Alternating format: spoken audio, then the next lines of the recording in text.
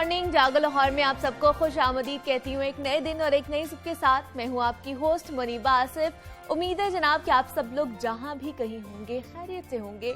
आज हमारा इस हफ्ते का आखिरी प्रोग्राम है और हमारी कोशिश होती है कि वीकेंड पर लाइटर और इंटरेस्टिंग टॉपिक्स हम आपके लिए लेकर आएं ताकि आपका वीकेंड और भी ज्यादा अच्छा गुजर जाए। बढ़ते अपने प्रोग्राम की तरफ तो कुछ बात करते हैं सेहत और फिटनेस के हवाले से। इंसान को जिंदा रहने के लिए खुराक की जरूरत होती है और खाना खाते वक्त बहुत एहतियात और एतदाल से काम लेना चाहिए क्योंकि खुराक की कमी और ज्यादती दोनों ही इंसान के लिए खतरनाक साबित हो सकती है।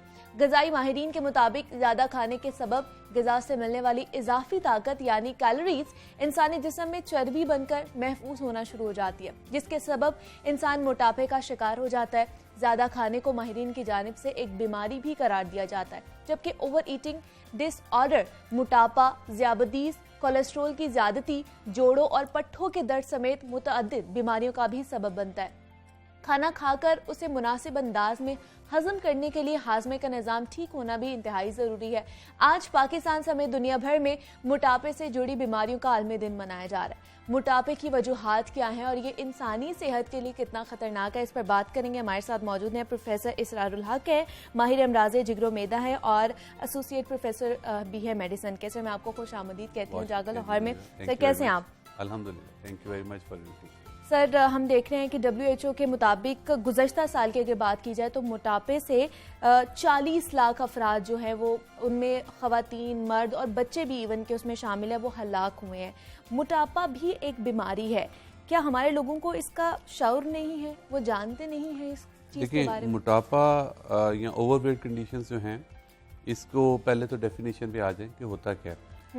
इसको मापने के 2-3 तरीके हैं। ठीक है। अगर किसी बंदे को पता होगा कि वो मोटा है तो उसके बाद उसका इलाज करेगा। हाँ। तो सबसे पहले हमें ये बताना है, लोगों को ये समझाना है कि मोटापा होता क्या है। मोटापा ये है जी कि अगर आप अपने वजन को और अपने कद को, एक ख़ास मेजरमेंट है किलोग्राम्स में वजन और मीटर्स में हाइट को करके एक सादा सा कैलकुलेटर है, उसके तहत अगर हम डिवाइड करें तो वो एक कैलकुलेटर के तहत BMI एक रीडिंग आती है। जी जी। अगर किसी के BMI 25 से कम है तो वो ठीक है। अच्छा। 25 और 30 के दरमियान वो ओवरवेट है और 30 से ऊपर चला गया तो वो मोटापे का शिकार है। ठीक है जी। और मोटापा एक ऐसी हेल्थ कंडीशन है जिसकी करेक्शन की ज़रूरत है। दूसरा मापने का तरीका ये है कि जो आपकी एशियन पॉपुलेशन में जो वेस्ट की जो पैमाइश है वो 35.5 35.5 से ज़्यादा किसी की कमर की मोटाई हो गई है तो इसका मतलब है कि मेल्स में, और 31.5 फीमेल्स में। तो वो अगर इससे ज़्यादा है तो इसका मतलब है कि वो शख्स, वो औरत या वो बंदा मोटापे का शिकार है। तो सबसे पहले जो लोग ओवरवेट हैं उन्हें ये आगाही की ज़रूरत है कि वो उनका वज़न ज़रूरत से ज़्यादा है, क्योंकि मोस्ट ऑफ टाइम हमारे क्लिनिक्स पे लोग आके कह रहे होते हैं कि हम कमज़ोरी फील करते हैं। कमज़ोरी, वज़न और सेहत का इंटरेक्शन जो है ना हर बंदे की अपनी अकल और समझ के मुताबिक है। बिल्कुल ऐसे ही है। और परसेप्शन के मुताबिक है।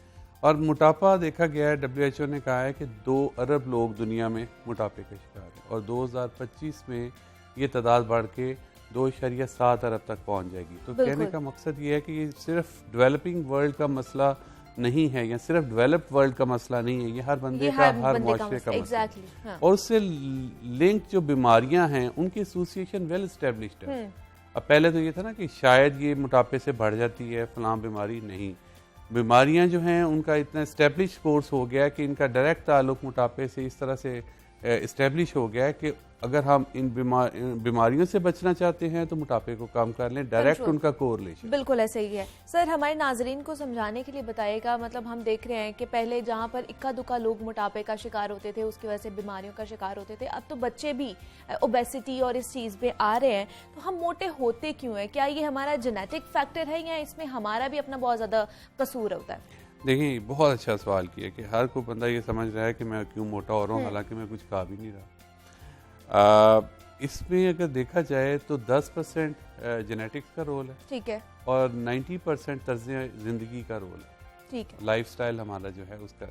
देखिए मोटी फैमिलीज होती हैं, वालदैन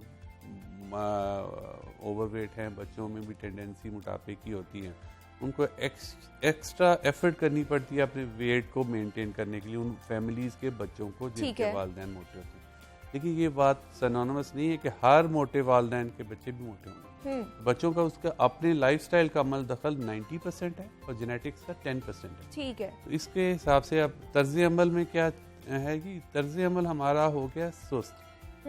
अब देखें रिमोट कंट्रोल, हम टेलीविजन चैनल भी रिमोट कंट्रोल से बदलते हैं। बिल्कुल। और एसी का टेम्परेचर भी जो कंट्रोल करते हैं वो उठ के जाके पंखे की स्पीड भी सही करना नहीं चाहते। हाँ। इसी तरह से ये तर्ज अमल जो है अक्रॉस द बोर्ड है। फिजिकल एक्टिविटी ना होने के बराबर है और कैलोरी कंडेंस्ड फूड का इस्तेमाल जो है जिसमें एनर्जी बहुत ज़्यादा होती है, जिसमें फ्राइड कंटेंट बहुत ज़्यादा होता है। अच्छा। वो बहुत ज़्यादा हो गया उसका है। इस्तेमाल।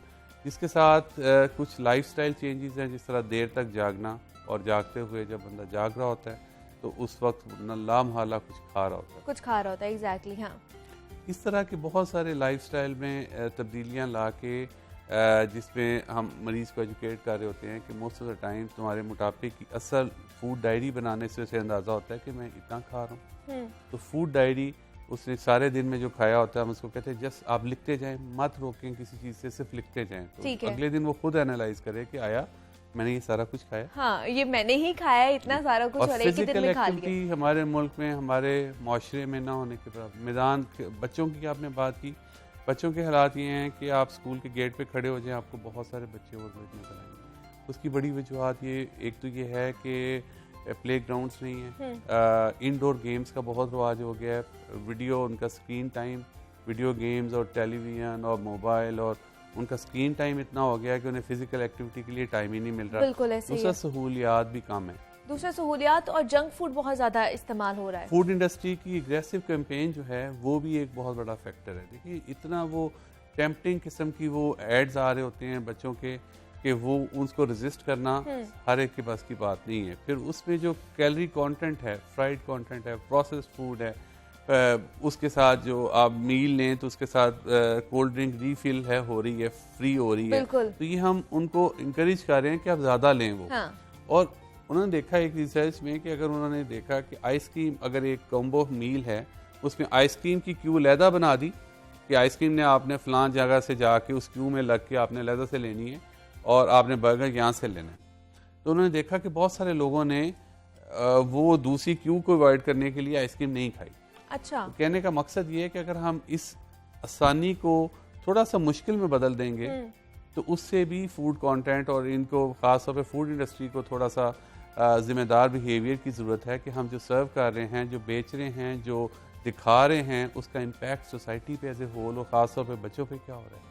इसके साथ ये है कि अब स्कूलों में ख़ास तौर पे कैफेटेरियाज जो हैं उनको कंट्रोल करने की ज़रूरत है कि बच्चों के उस एरिए में अवेलेबल फूड को आप एनालाइज करें कि आप क्या क्या ABC चीज़ें आप चाहते हैं कि यहाँ जंक फूड ना हो, यहाँ पे फिजी ड्रिंक्स ना हो, ABC चीज़ें हैं जो आपको लगता है कि हार्मफुल हैं, as a whole as a nation उनको बैन करना चाहिए। बिल्कुल। बच्चों को फिजिकल एक्टिविटी को इंकरेज करने के लिए ऐसे स्कूल्स जिनमें प्ले ग्राउंड्स ना हो उन पे रेगुलेशन होनी चाहिए कि आप ज़रूर प्ले ग्राउंड अरेंज करें बच्चों की फिजिकल एक्टिविटी।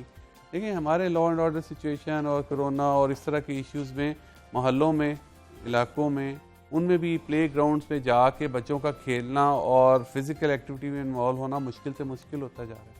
इस सूरत हाल में बच्चों को एक्टिव रखने के लिए अगर कोई अफोर्ड कर सके तो होम जिम में हो, इंडोर फिजिकल एक्टिविटी वाली एक्टिविटीज़ जो हैं उसको इन्हेंस करने की जरूरत है। ऑब्वियसली जब आप घर जाते हैं तो हमारे पेरेंट्स पे भी ये एक जिम्मेदारी आयद होती है कि वो अपने बच्चों को इस तरह की एक्टिविटीज़ में जो है वो इन्वॉल्व करें।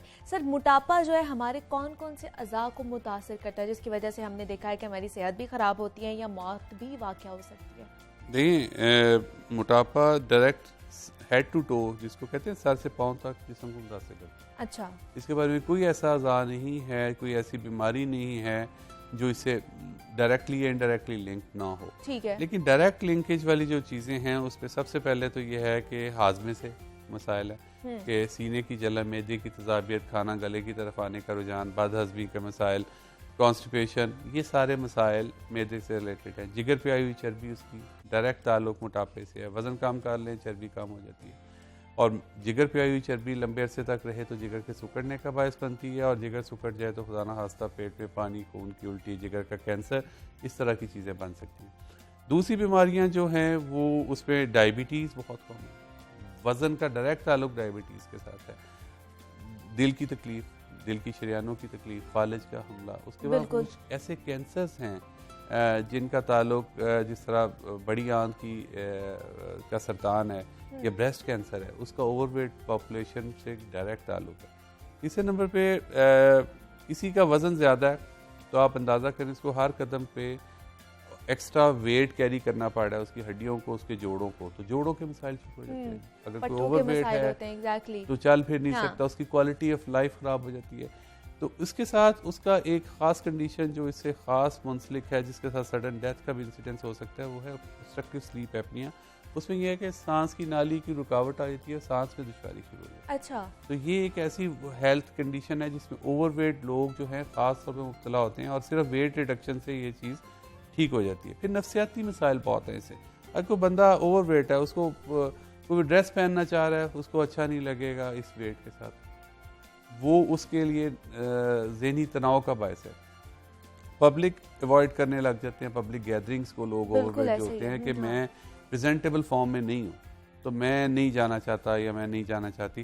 तो ये एक ऐसी चीज़ें हैं जिससे साइकोलॉजिकल इश्यूज बढ़ जाते हैं। तो जिस्मानी सेहत, ज़हनी सेहत, इसके साथ बहुत सारे मोटापे के साथ लिंक हेल्थ इश्यूज, वो सभी एक ही दफ़ा इकट्ठे हो जाते हैं। और सर हम देखते हैं कि यहाँ पे एक माइंडसेट ऐसा है कि हमारे माँ बाप की अगर बात की जाए तो वो बचपन से ही बच्चों को ठूंस ठूंस के खिलाते हैं, देसी घी वाले पराठे हो गए या चीज़ें इस तरह की हो गई, और उनको मोटापे का समझ नहीं आती कि ये मोटापा है या वो सेहत मंद हो रहे हैं। तो इस माइंडसेट को चेंज करना कितना ज़्यादा ज़रूरी है? देखिए, वज़न और सेहत सिनोनिमस नहीं है। बिल्कुल, एक इनका मैनी नहीं है कि मोटा बंदा जो है वो सेहतमंद बंदा है, ठीक है। इसी तरह इसको ख़ास तौर पे बच्चों पे जो समझे जाते हैं कि बड़े जो फूड इंडस्ट्री वाले बच्चों को भी जिनको मॉडलिंग में ले रहे होते हैं, वो मोटे मोटे से गोल गोल से क्यूट से बच्चे होते हैं, लेकिन लॉन्ग टर्म देखा जाए तो वो उनके लिए हेल्थ इश्यूज को दावत दे रहे हैं। हम लोग ये फूड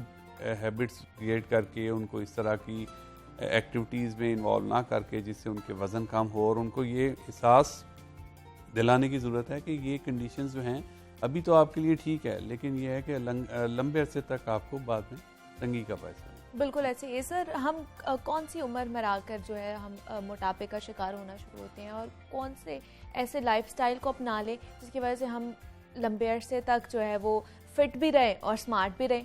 देखिए, आमतौर पे मोटापा जो है वो टीन्स में आता है। अच्छा। और बच्चों की बात हमने की स्कूल एज में, उसके बाद फिर 40s के बाद आता है। ठीक है। 40 के बाद एक और सर्च आती है मोटापे की, लेकिन सारी उम्र जो है, कोई भी उम्र एग्जम्प्टेड नहीं है कि मोटापा इसमें नहीं आ सकता।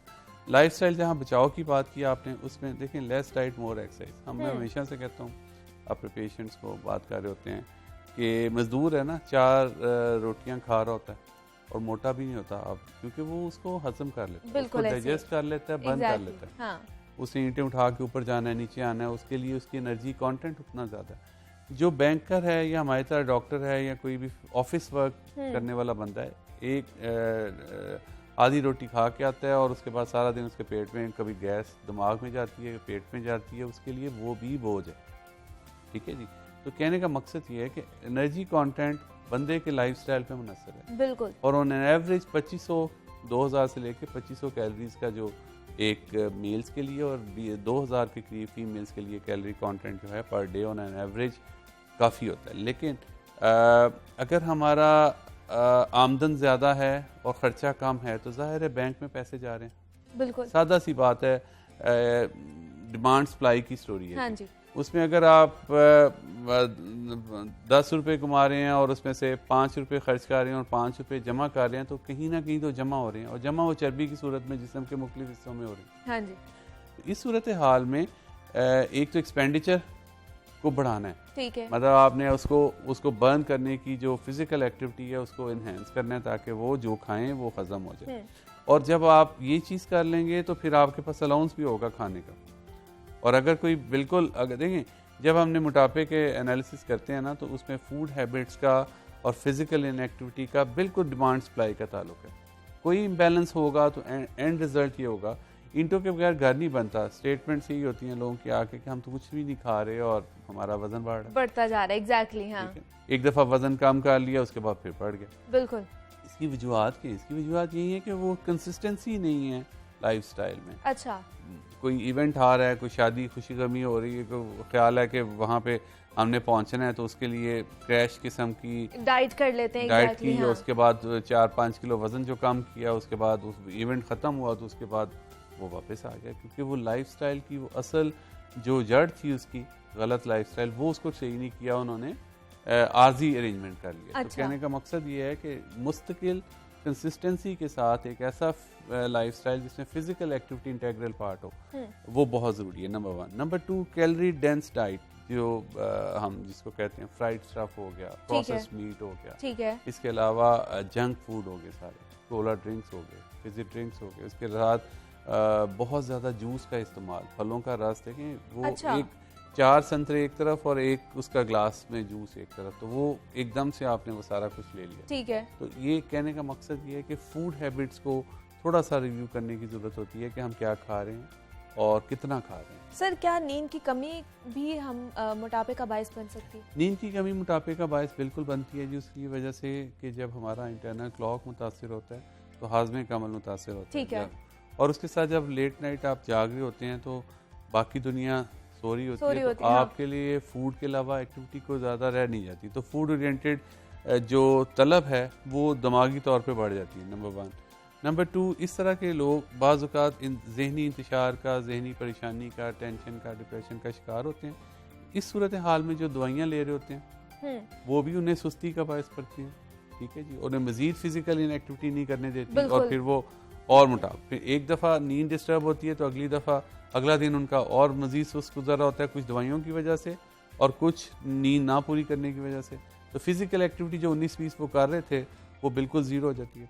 तो इसका इम्पैक्ट डायरेक्टली और इनडायरेक्ट। फिर कुछ दवाइयाँ ऐसी हैं जो मोटापा करती हैं, अच्छा, उनके साइड इफेक्ट्स हैं कि उससे मोटापा होता है। मसलन फर्ज कर लें कि जो डिप्रेशन की दवाइयाँ, ठीक है, उसका डायरेक्ट लिंक है कि उसके साथ वजन बढ़ता है। फिर कुछ इस तरह थायराइड की मेडिसिन हैं, थायराइड ग्लैंड का कोई इशू हो, मेडिकल कंडीशन है, उसका डायरेक्ट लिंक है।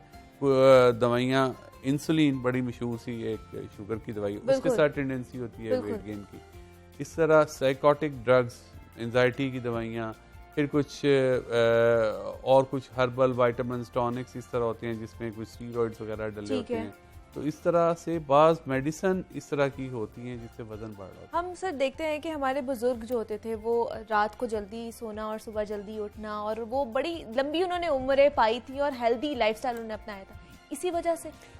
उसकी एक वजह यही थी। हाँ। दूसरा ये कि लाइफ सिंपल होगी और उसमें फिजिकल एक्टिविटी होगी, तो सिंपल फूड देखें। ये जो फूड हैबिट्स आजकल हैं, ये आज से 40 साल या 50 साल पहले नहीं थी। इतना आउटडोर ईटिंग का रिवाज नहीं था। हाँ। और outdoor eating means processed food, processed meat, processed food stuff. तो उसका रिजल्ट ये है कि ये इम्पैक्ट है कि लाइफस्टाइल चेंज के साथ वज़न बढ़ने का रुझान हो रहा है। बिल्कुल ऐसा ही है।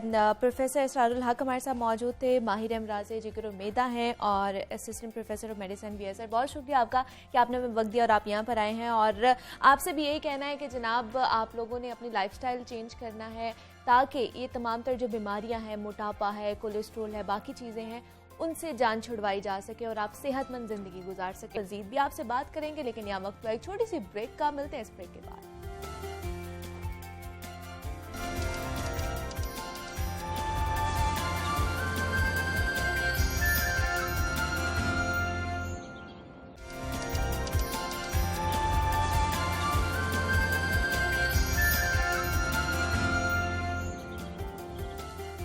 वेलकम बैक टू जागो लाहौर। अब कुछ बात करते हैं शोबा तालीम के हवाले से। तो मोहलिक वबा की आमद के बाद शोबा तालीम बुरी तरह मुतासिर हुआ है। न सिर्फ मुल्की निज़ाम तालीम बल्कि कैम्ब्रिज सिस्टम के तहत होने वाले इम्तहानात का स्केड्यूल भी कई मरतबा तब्दील हो चुका है। लेकिन अब हुकूमत की जानिब से ब्रिटिश काउंसिल के NOC जारी कर दिया गया है। वफाकी वजारत तालीम की जानिब से कहा गया है कि ब्रिटिश काउंसिल 26 जुलाई से 6 अगस्त तक स्पेशल एग्जाम्स सीरीज का इनेकाद कर सकती है। ये पहली मरतबा होगा कि कैम्ब्रिज निज़ाम तालीम के तहत जुलाई में इम्तिहानात लिए जाएंगे। माजी में इसकी मिसाल नहीं मिलती हमें। इन इम्तिहानात के लिए कोरोना SOPs पर सख्ती से अमल दरामद करवाने की भी तलकीन की गई है। ए और ओ लेवल्स के तालिब इल्मों को तालीमी इदारे बंद होने की वजह से काफ़ी मुश्किलात का सामना भी करना पड़ा है।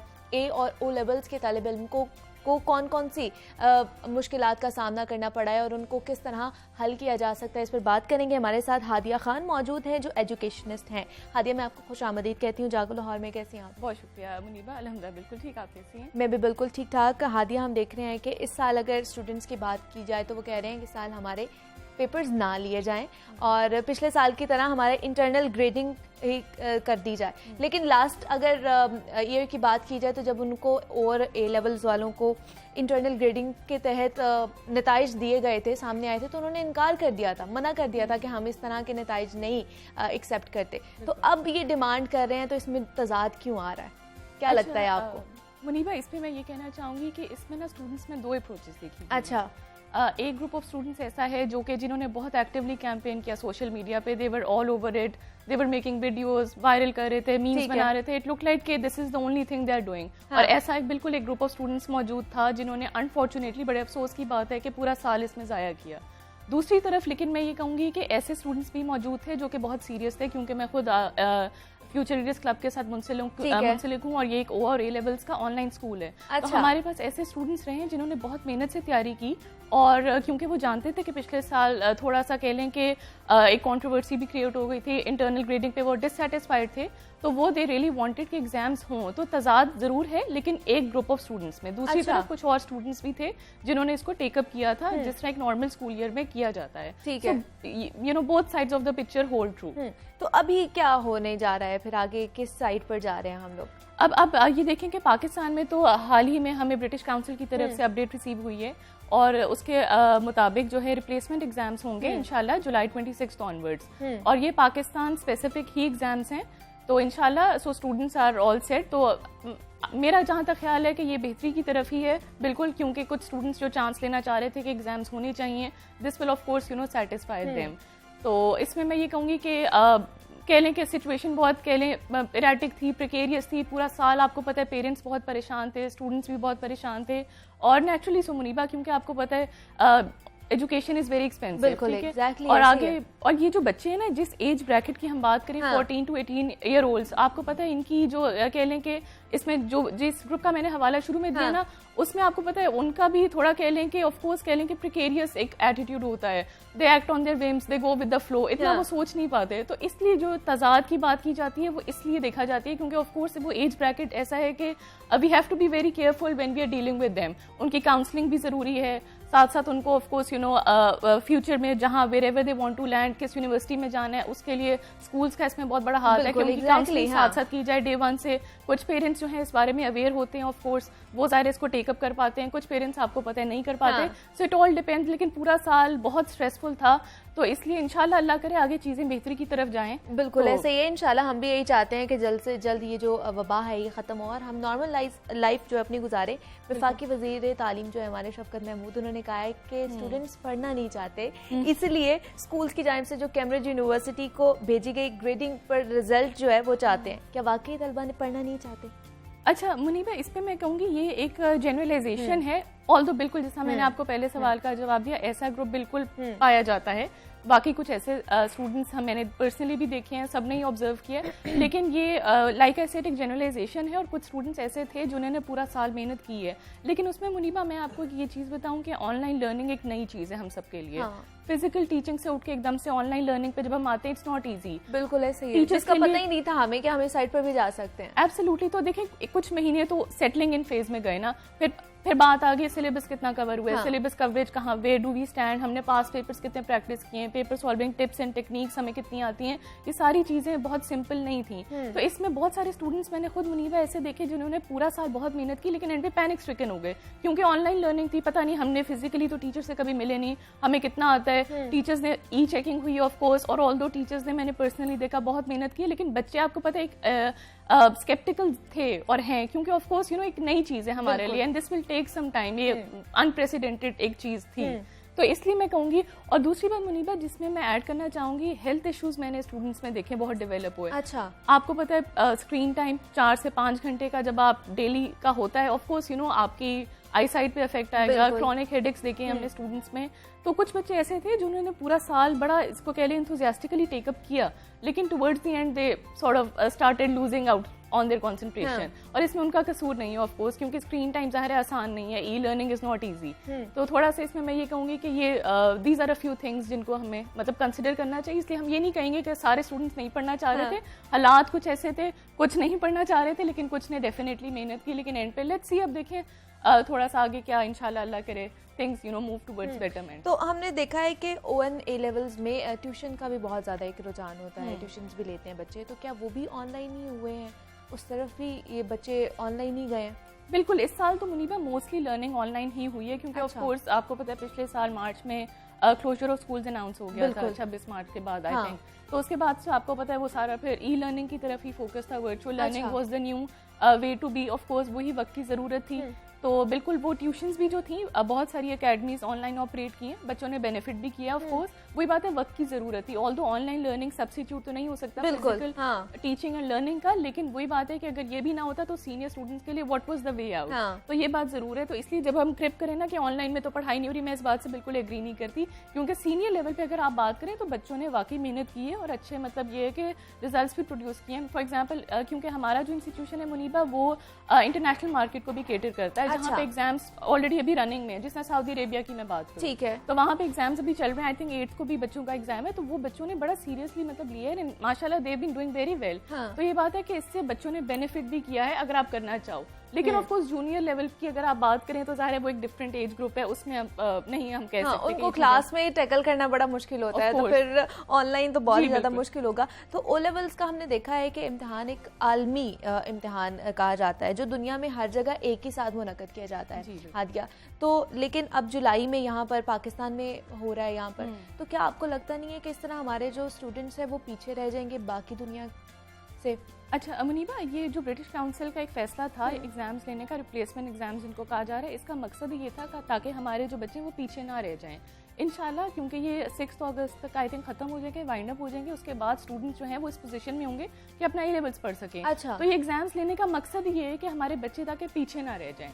तो ये ऐसी बात बिल्कुल भी नहीं है। सो ये बल्कि एक रेमेडी थी from their side to basically enable students के वो टाइमली अपने एकेडमिक्स को कैरी ऑन करें। और कुछ रिपोर्ट्स भी थी हादिया कि कैम्ब्रिज यूनिवर्सिटी बाकी दुनिया के जो बच्चों को O और A लेवल्स में इंटरनल ग्रेडिंग देने पर राजी थी, लेकिन पाकिस्तानी स्टूडेंट्स को के लिए नहीं थी राजी। क्या ऐसा वाकई है?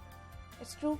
अच्छा मुनीबा, एक ये चीज़ है कि हम हर चीज़ को बहुत पोलिटिसाइज कर देते हैं। तो ये होता है कि मेरा ऐसा बिल्कुल ख्याल है कि ऐसा नहीं है, क्योंकि आपको पता है ये एग्जाम्स लेने या ना लेने का जो अहम फैसला है ना, ये हर हुकूमत से कंसल्टेशन के बाद लिया गया है। अच्छा। इसमें यूनिवर्सिटी ऑफ कैम्ब्रिज ने डेलीगेट किया होता है अपने कहने के जो कुछ बॉडीज होती हैं, जिसमें ब्रिटिश काउंसिल है पाकिस्तान में जो एडमिनिस्ट्रेशन ऑफ एग्जाम्स के लिए रिस्पॉन्सिबल है। तो हमारी गवर्नमेंट कांस्टेंट कोऑर्डिनेशन में थी विद द ब्रिटिश काउंसिल, और सिचुएशन एट हैंड को देखते हुए जो भी फैसले लिए गए वो लिए गए। ऐसा नहीं था कि मतलब एक वन साइज फिट्स ऑल नहीं था। ऑफ कोर्स हर कंट्री में डिफरेंट सिचुएशन थी, इसलिए एक डिफरेंट फैसला लिया गया to suit the situation at hand, जो ग्राउंड रियलिटीज को देखते हुए। तो इसमें आप कह लें कि इसमें ऐसा बायस बिल्कुल भी नहीं है। अच्छा। तो ये एक इम्पार्शली वो लेके चलते हैं।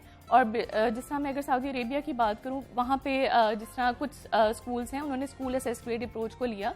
वहाँ पे उन्होंने 2 मॉक एग्जामिनेशंस लिए ताकि बच्चे जो हैं वो इंटरनल ग्रेड्स उनको मिल जाए, वेरेस जो बच्चे ब्रिटिश काउंसिल के थ्रू जिन्होंने रजिस्टर किया था उनके एग्जाम्स हुए हैं। सो ये थोड़ा सा ना सिचुएशन एट हैंड को हर कंट्री टू कंट्री वेरी किया है ये फैसला विद आफ्टर द कह लें consultation with the government of every country.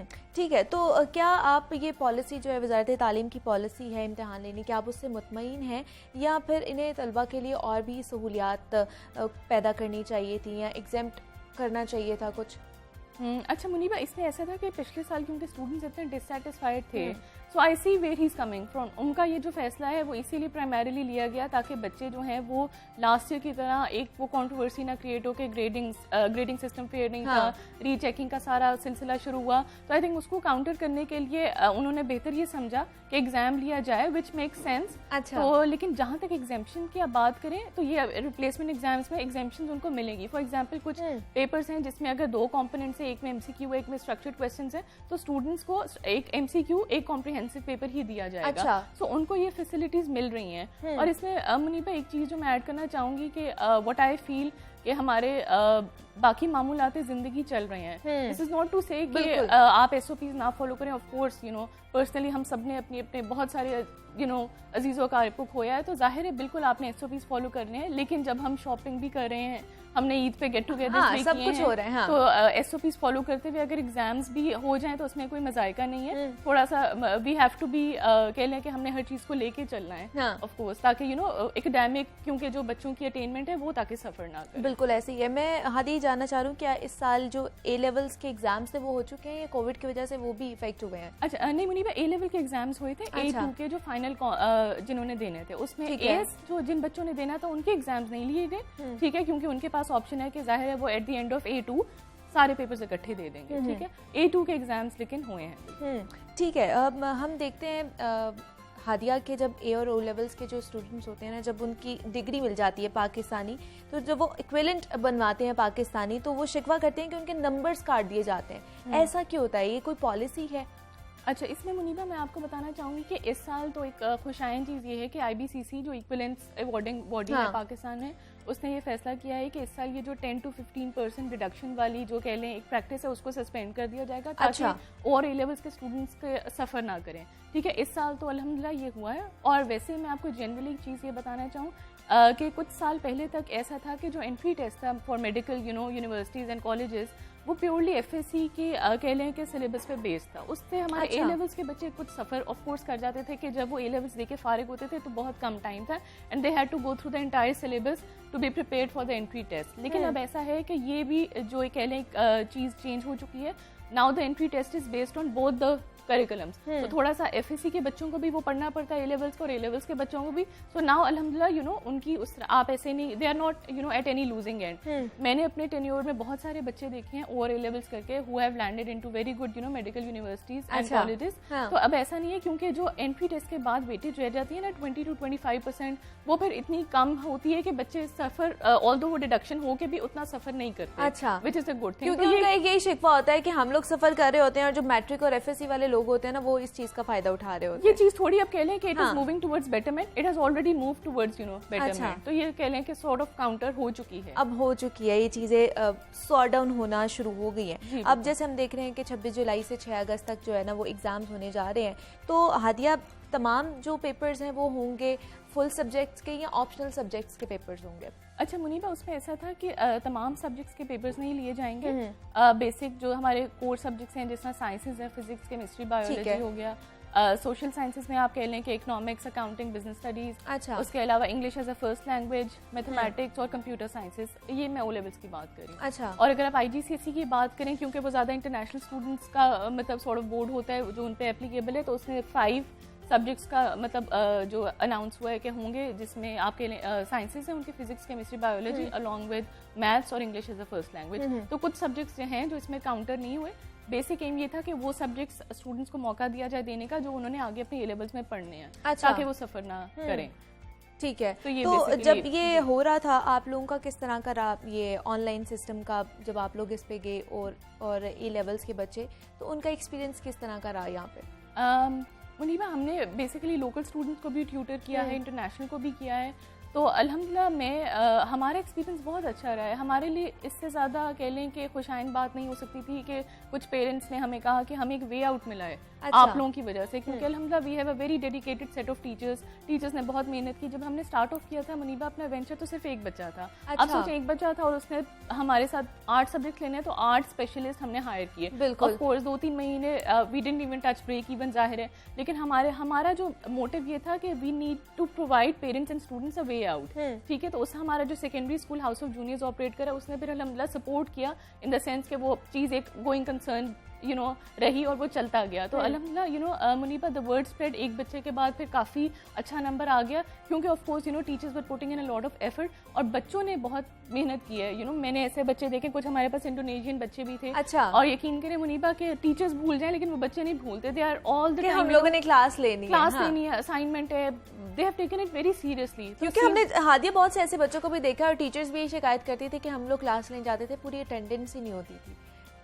बिल्कुल ऐसा भी रहा है मुनीबा कुछ केसेस में। बिल्कुल वही बात है कि ऑनलाइन जो लर्निंग है और जो online model of learning and teaching है वो नया है। हाँ। अब आपको तो इसमें कुछ रिसोर्सेज की भी बात करनी चाहिए। बहुत सारे पेरेंट्स और स्टूडेंट्स ऐसे हैं उनके पास ऑफ कोर्स अनइंटरप्टेड सप्लाई नहीं होती ऑफ इंटरनेट, ठीक है। तो ये भी एक फैक्ट है कि उन पेरेंट्स के लिए बहुत मुश्किल था बच्चों को क्लासेस अटेंड करवाना, ठीक है। हर स्कूल के लिए पॉसिबल नहीं था अपनी टीचर्स को ट्रेन करना ऑन दोज लाइंस। कुछ ऑफ कोर्स आपको पता है टीचर्स बहुत एक्सपीरियंस्ड होती हैं, they have been in the profession for like 20 years, लेकिन ऑनलाइन उनके लिए एक बहुत नई चीज़ थी और दे आर स्टिल लर्निंग। तो ये कि इसमें उनका भी कसूर नहीं है ऑफ कोर्स। तो हर स्कूल के लिए पॉसिबल नहीं रहा क्योंकि हर एक के अपने अपने चैलेंजेस थे। तो it's a mix and match. Success rate इसका कह लें अभी भी ऑफ कोर्स ऑनलाइन लर्निंग इस कह लें कि अभी इवॉल्व कर रही है, अभी तो हम इसको डेवलप करना शुरू हुए हैं और अभी भी इंशाल्लाह जब चीज़ें नॉर्मैलिटी की तरफ आएंगी so it is here to stay, क्योंकि अब इस पे इतना काम किया जा रहा है और ये भी एक वे आउट है, क्योंकि पता नहीं हमने इसमें से कब तक निकलना है और इसी के साथ चलना पड़ेगा हमें। बिल्कुल। तो अब एक हाइब्रिड मॉडल चलेगा, फिजिकल टीचिंग भी चलेगी, ऑनलाइन भी चलेगी, क्योंकि अब जाहिर है बच्चे भी थोड़ा एक्वेंट हो गए हैं विद दिस मॉडल। सो वही बात है कि हर एक का डिफरेंट एक्सपीरियंस रहा है, लेकिन ऑफ कोर्स वही बात है कि this was the need of the time, ये वक्त की जरूरत थी। ये ना होता तो फिर what was the way out, क्योंकि बहुत सारे पेरेंट्स और स्टूडेंट्स के लिए यही एक रास्ता था जिसके थ्रू उन्होंने तैयारी की है और बहुत अच्छे से की है। So this is. तो हादिया कोर्सेज जो थे वो टाइमली कंप्लीट हो गए थे?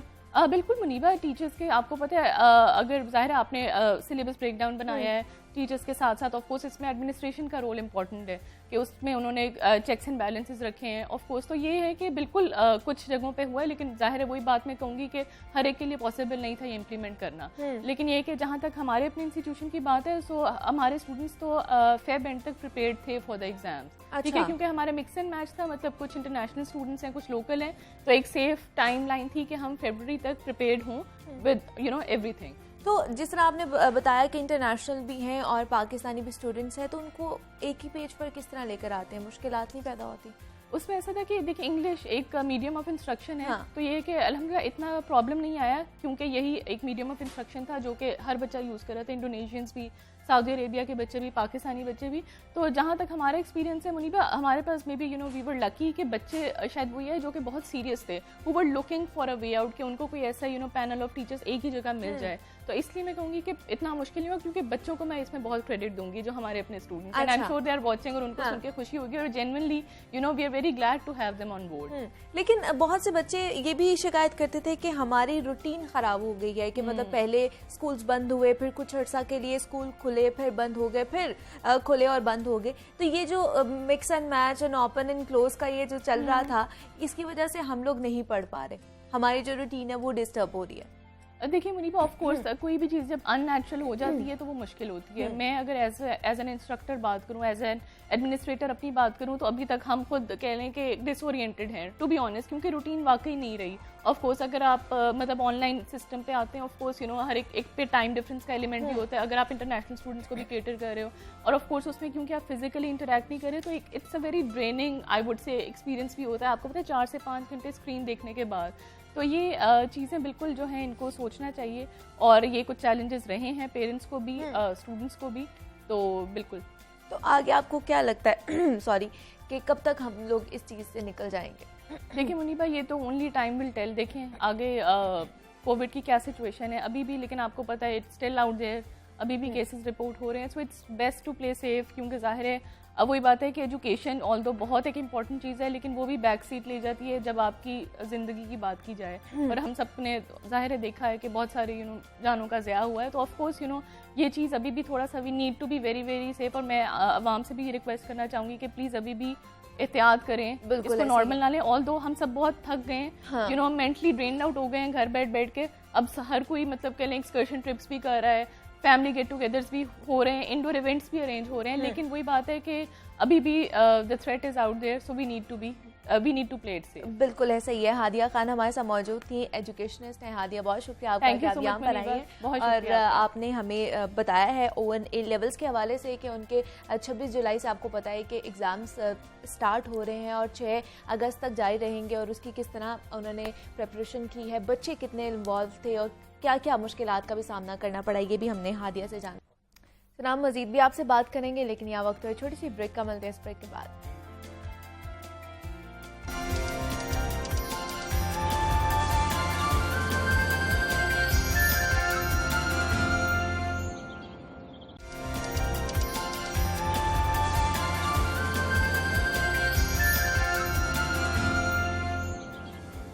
वेलकम बैक टू जागो लाहौर। अब कुछ बात करते हैं सुर और संगीत के हवाले से। तो मौसीकी को रूह की ग़िज़ा कहा जाता है और मौसीकी इंसानी शख्सियत और नफ्सियात पर बराह रास्त असरअंदाज भी होती है। अगर आपका मूड अच्छा ना हो तो आप कोई भी सॉन्ग सुन लें तो मूड आपका चेंज हो जाता है फ़ौरन ही। और मौसीकी के मुख्तलिफ अंदाज और इकसाम भी हैं और हर किस्म अपनी मुख्तलिफ और मुनफरिद तासीर रखती है।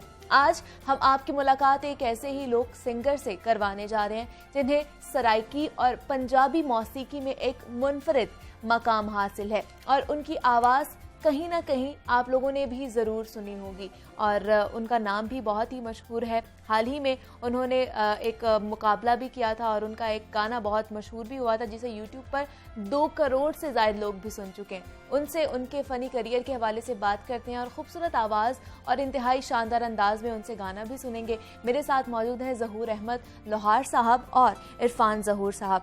सर, मैं आप दोनों को खुश आमदीद कहती हूँ जागो लाहौर में। कैसे हैं आप? अल्हम्दुलिल्लाह, अल्लाह पाक का करम।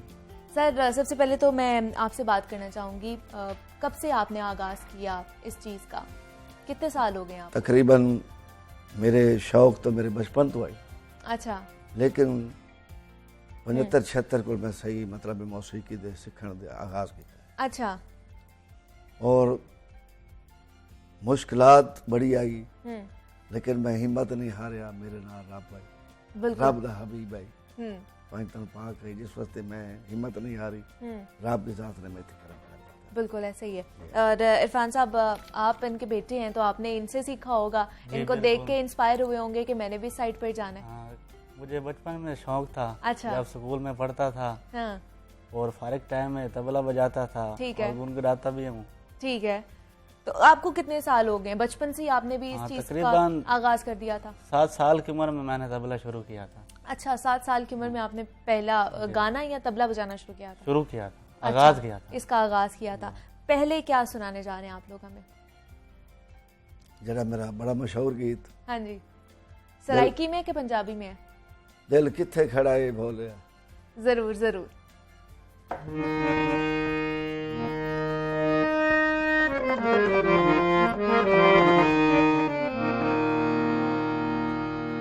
दिल किथे खड़ा है ओ भोलिया, दिल किथे खड़ा है ओ भोलिया, गल रोमड़ पाए ओ भोलिया, दिल किथे खड़ा है ओ भोलिया, दिल किथे खड़ा है।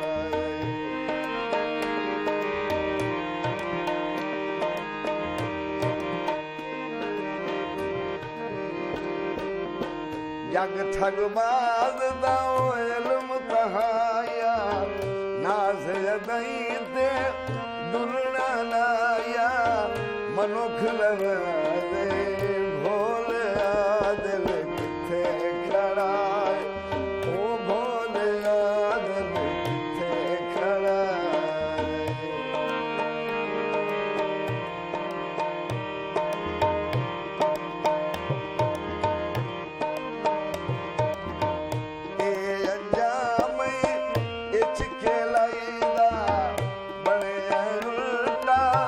शुगल खुदाई दा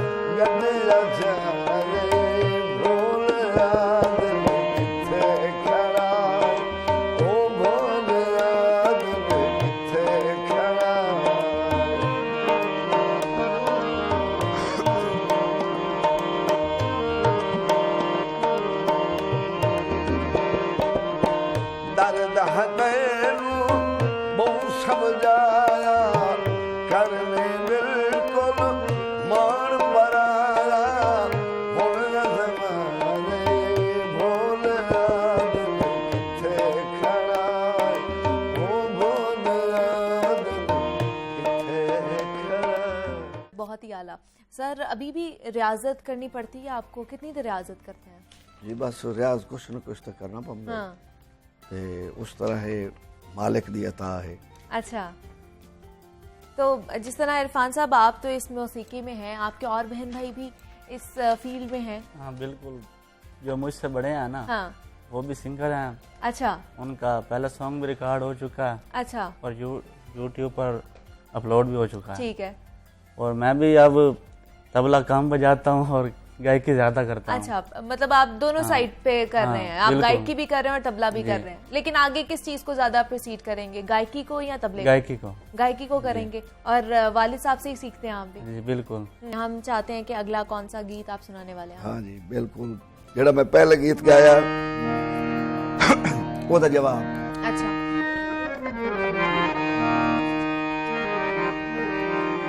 मेरे को अक्सर पूछते हैं उस्ताद जी दिल की में खड़े आ। हाँ।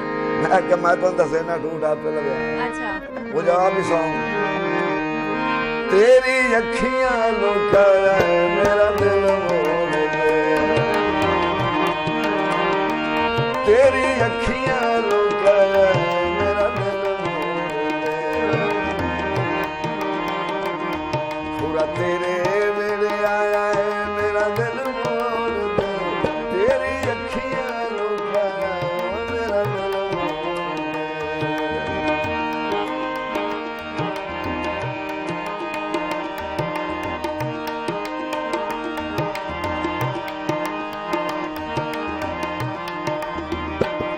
इन जग दे माहौल च होसे बदना,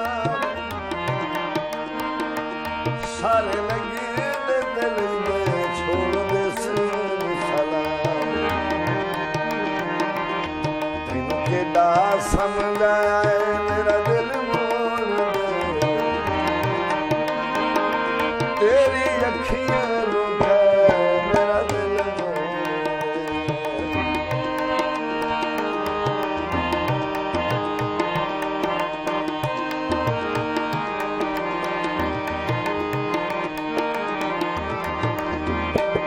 केड़ा वाधा कीते साडे नाल हो के सियाणा,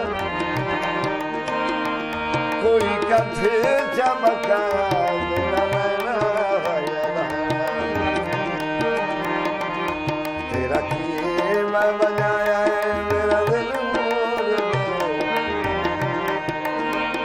ओ तेरी अखियां लुकाया मेरा दिल मोड़ दे। बिल्कुल सर, एक और भी आपसे गाना सुनना है। एक टाइम थोड़ा है तो मैं अपने नाज़रीन से इजाज़त लेती हूँ, फिर उसके बाद आपकी तरफ दोबारा आऊँगी और आपसे एक और एंड पर जो है गाना ज़रूर सुनेंगे। मुझे आपने इजाज़त देनी है। उम्मीद करती हूँ कि आज का प्रोग्राम आप लोगों को पसंद आया होगा। अपना बहुत सारा ख्याल रखना है। परसों आपसे दोबारा मुलाकात होगी, तब तक के लिए मुझे आपने इजाज़त देनी है। लेकिन जाते जाते इनसे एक और गाना भी सुनते जाते हैं।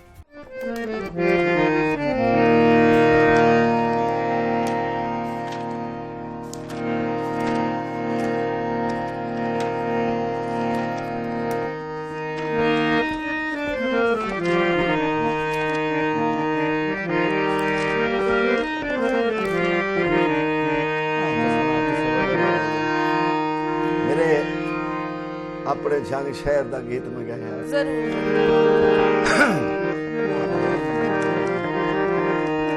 जंग दे ढोलिया बस पे तेरा जंग